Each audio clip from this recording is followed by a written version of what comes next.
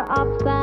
ឬនេះគ្រាន់ជាខ្សែទឹកបោកនឹងថតទៅដែលបងត្រូវការកុំដកអារម្មណ៍មកពេលកុំដកអារម្មណ៍មកពេលយប់នេះបងខរកអូនជួយយប់ប្រដងបងខរកអ្នកណាស្ងាត់បាត់សុំលេងចឹងមិនឃើញកណ្ដឹងលត់ចូលប្រអប់សា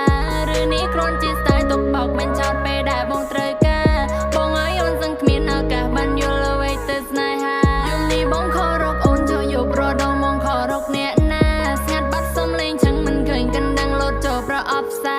ឬនេះគ្រាន់ជាខ្សែទឹកបោកមិនចោតពេលដែលបងត្រូវការបងឲ្យអូនសឹងគ្មានឱកាសបានយល់អ្វីទៅស្នេហា Baby អូនមិនមែនក្មេងនោះទេមានការងារធ្វើមិនមែននៅទំនេរកុំលោ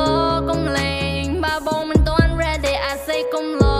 កុំលេងរឿងនេះមិនមែន funny បងឲ្យអូនគិតស្រមើស្រមៃចំហមាត់មួយចំហៀងរឿង